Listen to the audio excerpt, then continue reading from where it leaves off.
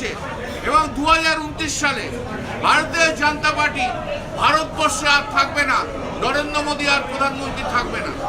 যেভাবে গণতন্ত্রকে হত্যা করা হচ্ছে, যেভাবে অটোক্রেসি চালানো হচ্ছে, যেভাবে মানুষের বাকরুদ্ধ করা হচ্ছে, যেভাবে বিরোধী দলের স্পেস নষ্ট করা হচ্ছে, এইসব ভারতবর্ষের মানুষ তার বিরুদ্ধে প্রতিবাদ করছে এবং প্রতিবাদ করবে। বিজেপির খেলা শুধু একটাই, কি করে অপোজিশনকে নষ্ট করব, কি করে অপোজিশনের স্পেস নষ্ট করব, কি করে অপোজিশন থেকে নিয়ে চলে আসবো এমপি, ফিরে এসে তাদের আকাঙ্ক্ষিত বিলগুলো যাতে পাস করাতে পারে। এবং সেই আকাঙ্ক্ষিত বিল আগামী দিনে পাস করতে ওরা পারবে না, আপনি লিখে রেখে দিতে পারেন। ভারতবর্ষের রাজনীতি যেভাবে প্রতিদিন পাল্টাচ্ছে, সেই পাল্টানোর সঙ্গে সঙ্গে ভারতবর্ষের মানুষ যেভাবে তাদের রাজনৈতিক দলকে চাপ দিচ্ছে, সেই রাজনৈতিক দলরাও কিন্তু একদিন আমাদের পথে হাঁটতে হবে, সেই রাস্তায় আগামী দিনে তৈরি।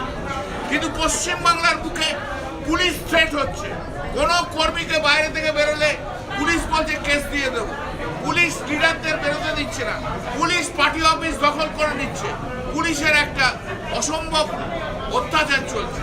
পশ্চিমবাংলায় শুধু পুলিশই রাজ রয়েছে, অন্য কিছু নেই। বিজেপির কেউ নেই, বিজেপি দল চালাচ্ছে না, দল চালাচ্ছে বিজেপির দলটা চালাচ্ছে পশ্চিমবাংলার পুলিশ, তারাই দলটা চালাচ্ছে। অতএব আমরা তা চিন্তা করি না, মানুষ রয়েছে, মানুষকে সঙ্গে নিয়ে আমরা আগামী দিনে এগিয়ে যাব। যারা বেঈমানরা গেছে, যে 20 জন এমপি গেছে, যে 60 জন এমএলএ গেছে, তাদের কি দেখেছেন গত 1.5 মাসে তাদের নিজের কনস্টিটুয়েন্সিতে কোনো একটা ওয়ার্কার্স মিটিং করতে দেখেননি? তাদের কি দেখেছেন যে তাদের কনস্টিটুয়েন্সিতে তাদের কোনো জায়গায় ঘুরে বেড়াতে দেখেননি? যারা যারা গেছে তারা তাদের মধ্যে কাউকে ঘুরতে দেখেছেন? দেখেননি। কারণ তৃণমূল কংগ্রেসের ওয়ার্কাররা তারা তাদেরকে একদমই গ্রহণ করছে না।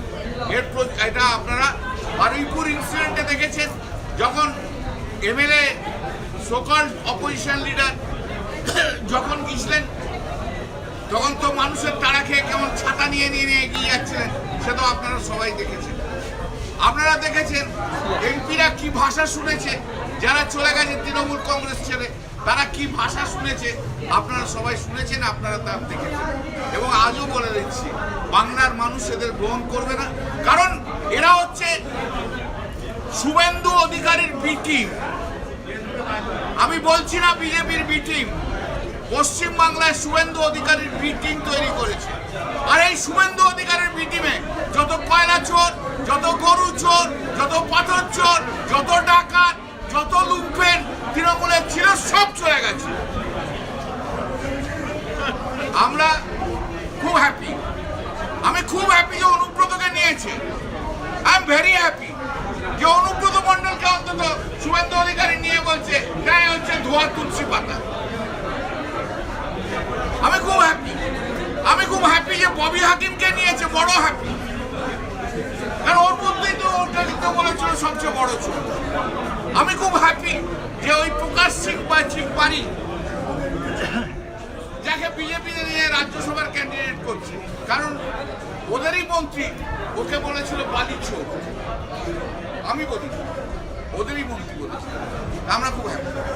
আপনারা যখন জেলা কমিটি গঠনের উদ্যোগ নিয়েছে এবং নরেন চক্রবর্তীকে জেলা সভাপতি, আমার কোনো এসে যায় না, ওদের কোনো দামই নেই। কে নরেন চক্রবর্তী? শেষ হয়ে গেছে।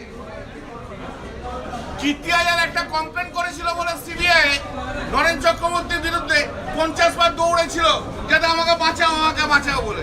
ওই কমপ্লেনটিকে সার্ভাইভ করবে আবার নরেন চক্রবর্তীর বিরুদ্ধে।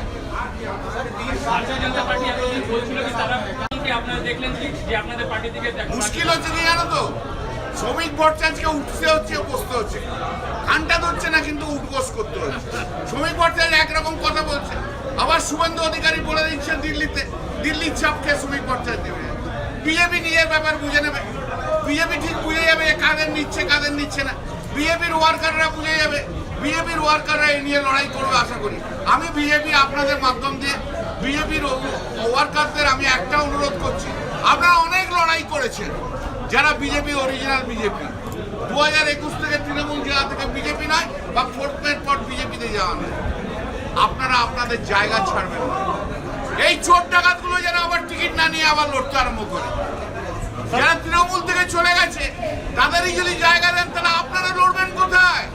আপনাদের এতদিনের পরিশ্রম সব বিফল হয়ে যাবে। तेरा तो क्या बोलेंगे? अरे गुंडा लोग जो गुंडा दमन बिल पास किया तो हम क्या करेगा? बिल लागू कैसे होगा? प्रेसिडेंट ऑफ इंडिया को उस पर असेंट देना होगा, एक कॉन्करेंट लिस्ट का है।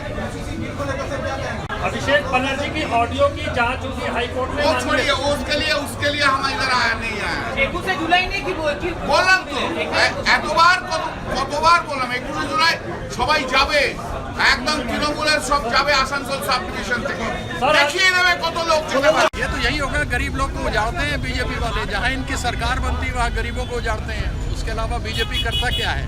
गरीबों के नाम पर वोट लेता है, झूठ बोलता है, मगरमच्छ के घड़ियाली आंसू बहाता है और फिर गरीबों को मारता है। यही बीजेपी है।